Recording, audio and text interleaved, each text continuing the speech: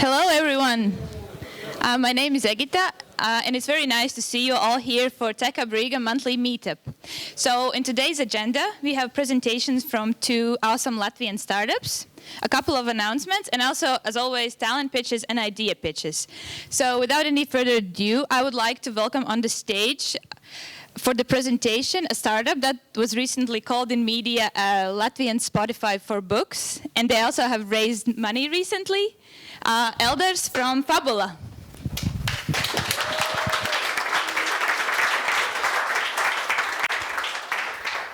Hello everyone, glad to be here.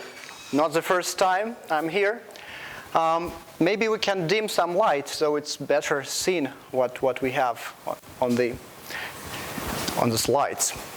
I would like to share a story about how we raised money, but I will not go deep about the technicalities or industry or what we actually do. I hope most of you know.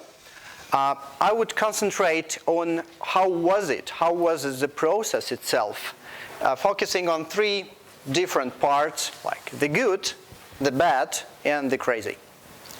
Let's start with the good parts. So this is Tallinn in the morning, just a couple of days ago. Very sunny.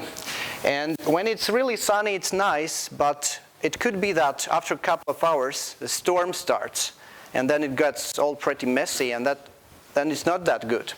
And with the startup money raising, it's very similar to the weather that is changing every hour. You never know. You feel like it's all really great, and then after a couple of hours, you feel that nothing is great. And the process is so unpredictable. At least it was that much for us.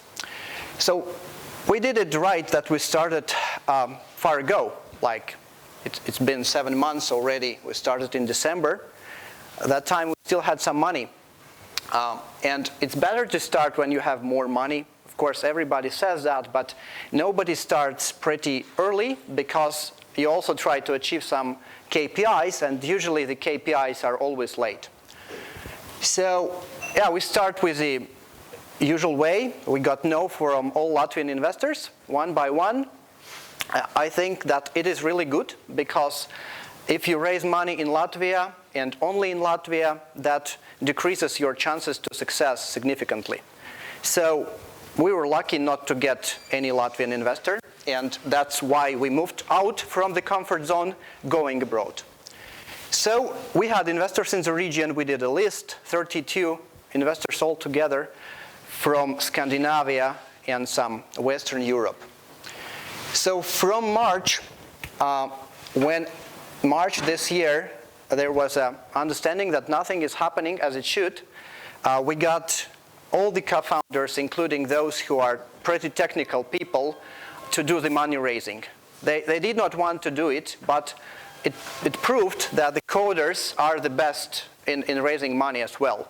So just all the co-founders should do it. It should not be like some finance guy who does the raising. At least for us, it worked. So what was good, that there are pretty no bullshit investors that say no in the first email or the first contact. They just say no, explain why, and that you get really a lot of time saved. You just know that it's not your investor, it's not your case.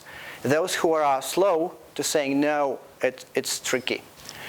Yeah, we got advice from the friends who raised, and it actually was good that we have some friends who raised.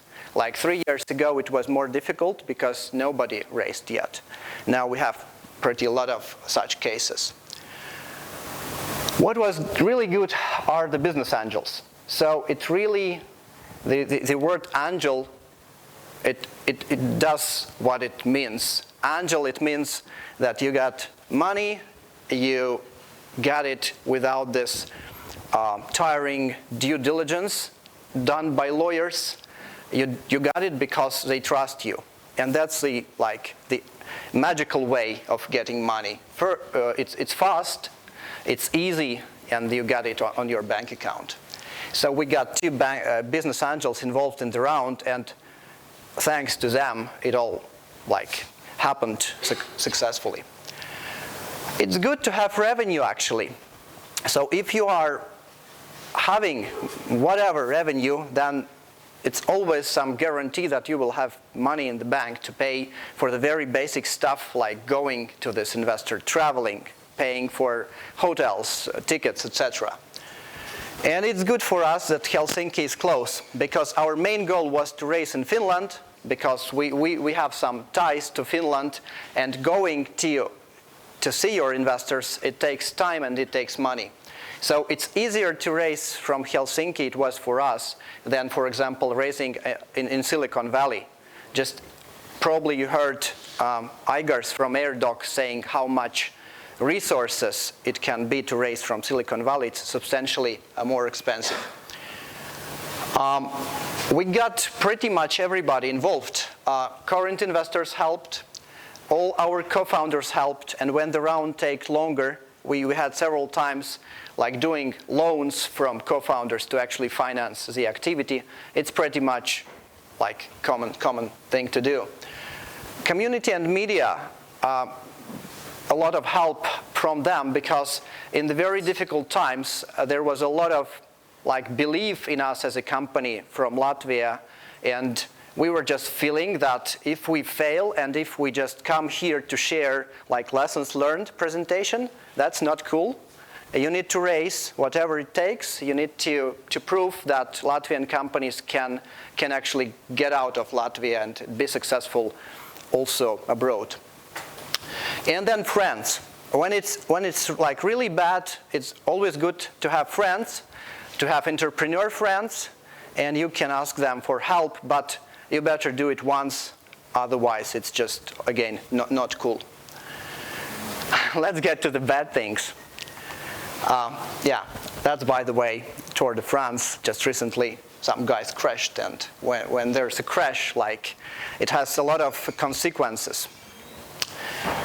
So, what I like very much about the racing, about the money racing, is this quote that hope is a bad plan.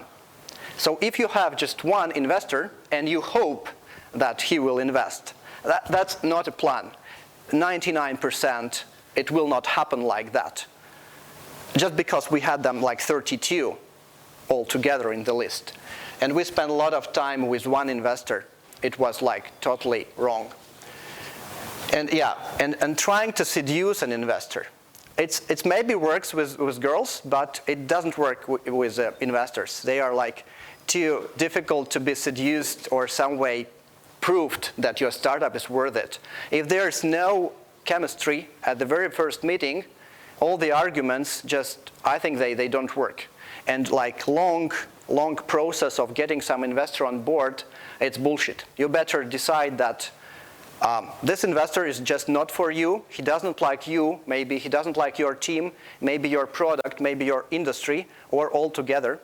But like spending time on one investor is wrong. And of course, why it happens that you spend time on one investor? Because either you cannot decide that it is wrong, or either investor doesn't say no. And if they are indecisive, then you spend a lot of time for really nothing. Pitch contests.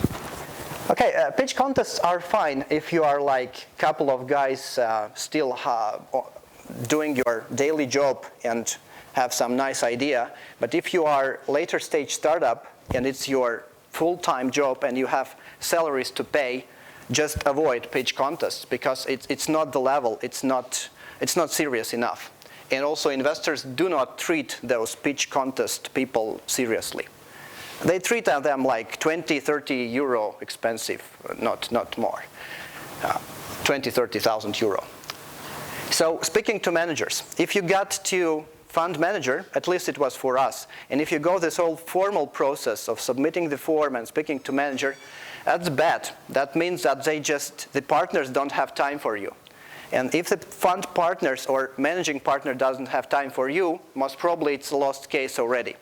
So if you get to the manager and you want to go this nice formal process and finally get accepted, I believe that you already lost it. And doing the process alone without the teamwork is totally wrong, because team is just much stronger. But we tried both ways, and doing it alone doesn't work. So, when the round is too long, it's like the usual illness that the round takes too long and then everybody gets tired and then there is a risk of giving up.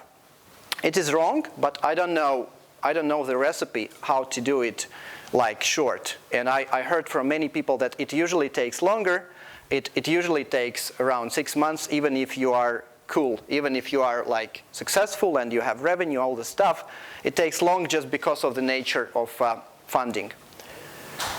And of course, because of this, you got uncertainty in your team, in your founders, a lot of uncertainty, which leads to stress, and then everybody gets pissed off because of the long round. Of course, it's much better when you have a lot of money in the bank account and then you don't care. But usually the rounds, at least about which I know, they are made the last day when there's not enough money left. And usually it's pretty desperate. The crazy, or funny, I don't know. Actually, when a bike racer crashes, they usually get up and even with some broken bones, they continue the race. And why I put this bike racing analogy, because raising the money, it's not a sprint. It's usually long, tiresome, stressful, and not pleasant experience. So you need a lot of energy and motivation to actually get through there. And when it sucks, you still need to do it until it's done. So we had total 22 trips to Tallinn, and bit less times we went to Helsinki, using all types of possible transport. So if you need advice about transportation in this region, I can give it. 28 times we heard no in different forms, in emails or personal conversation or via Skype, etc. And of course, we as a founders, we put all our savings, all our salaries to zero, just to make the company running until the money is raised.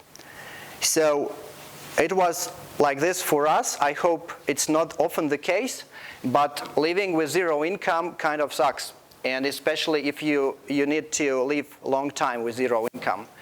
It's better to get ready for it and, I don't know, plan better. We did not plan well, so probably I'm not the right person to advise here. If you watch Silicon Valley movie, you should watch it. Because most of the things which are there are pretty much close to the real situation.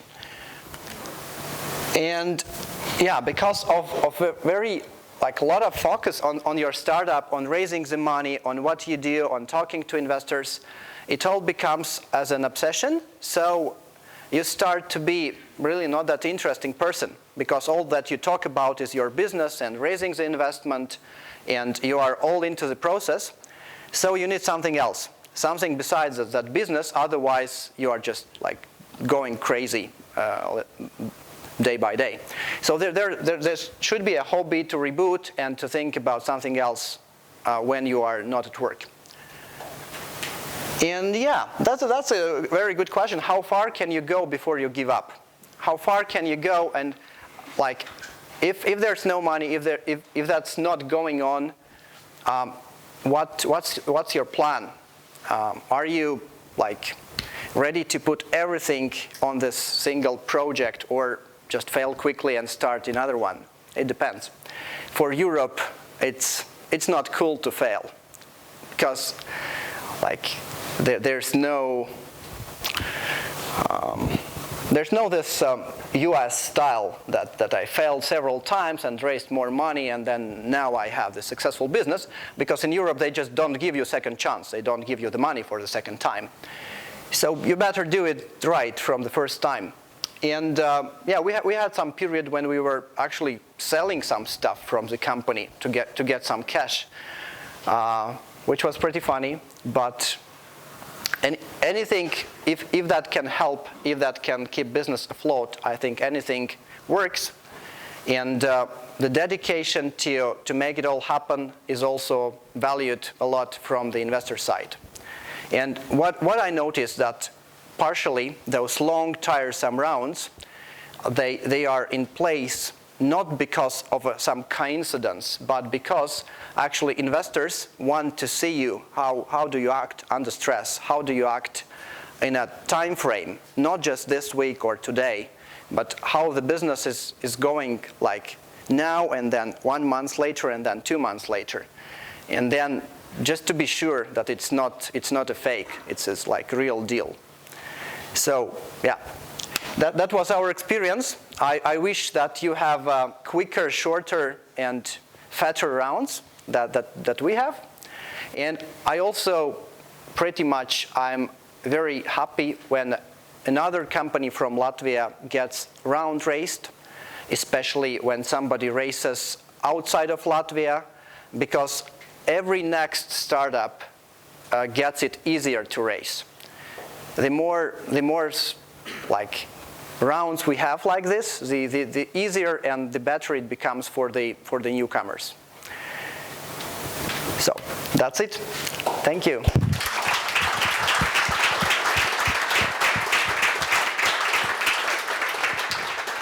Does anyone have any questions for Eldars? Yeah. It's been 450,000 euro. Yes.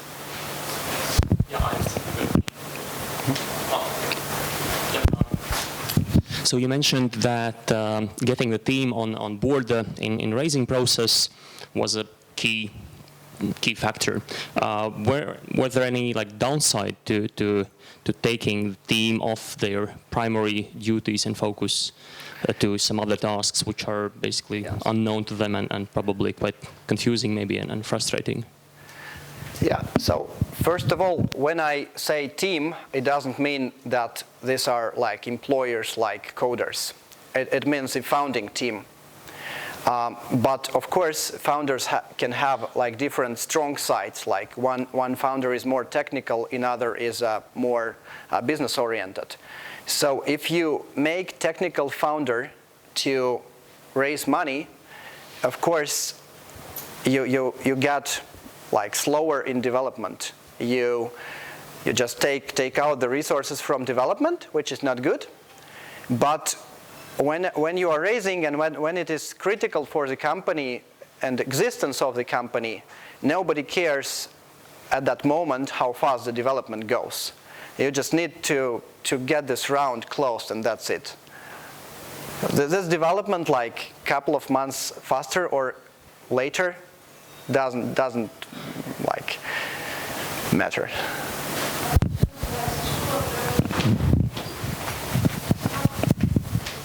Right, if no one else than me. First of all, thanks. I'm glad you did it. So good job. Second thing is thank you for really the very simple and practical, down-to-earth presentation.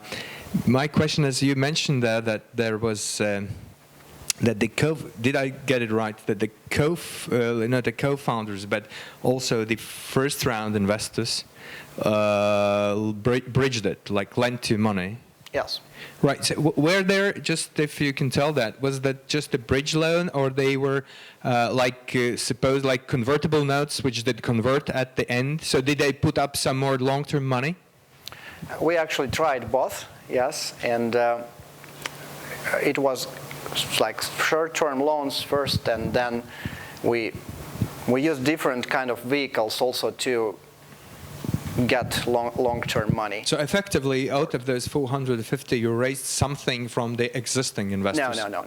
It's just like that was the bridge. That was simply the bridge funding. They took it back from the. Okay, yes. Right. So then you also mentioned that actually that how I got it, that raising only from Latvian investors is bad because it sort of potentially hinders the growth or the future of the company. Could you elaborate on that, please? Yes, I would say raising from Latvian investors as a first source of funding, it's okay, because it's close. I mean the first round, the very first. Yeah, the seed round. The seed round from Latvia, it's fine, and I know many people who did it, and it doesn't mean anything. The problematic thing, I would say, is staying in this comfort zone forever and doing all the further rounds from Latvia. And then the question arises why you do that. Are you like so big fan of Latvia and you plan to work in Latvia all your lifetime of the company? Do you think that the Latvian market is big enough? Or there are other reasons behind it? And inability to raise abroad, that's bad because it makes it difficult for anyone else because nobody is doing it, and like some guys are doing, I mean, but it decreases the chances overall for Latvian startups of going abroad. So basically what you're saying is that the more the concentration of local investors, the lesser chance getting anyone else looking at you at a later stage, right? Could be, yes, okay. Could be. All right, the last one. What was your hobby to keep you mentally sane? Thank you. Yes, it was cycling. That's why I have this cycling images just came to my mind. Actually, one more thing to add up to the crazy part, which was pretty stupid from our side, but it was like coincidence, that during the round, we happened to change the name of the company and the brand. And it was like going back to some investors and saying, hi, that's we again, but with a different name. And that is actually like, that's vigilance test. Do they remember you? If just for the name, forget about it. And they were like, wow, like why do you do that? And we have to explain, like, you know, like name change was a big plan, and we have it planned far time, like big time ago, and the investment is just a small thing, and then sorry, but we have different name, and of course it did not add up to our credibility, like yeah, again, as I said, we wanted to change it like for 1 year or something, and then we started to think that we started to raise money, we still have the old name, and then we started to think, what is better actually? To raise and then change the next day, which is also kind of weird, or just change it now and then raise with a new name so that there are no surprises after all. And we decided to change it before we raise, and it was, in the end, it was the right move. Do you have any more questions? I think we have time for one more. No? Okay, well then let's give a round of applause to Eldars. Thank you.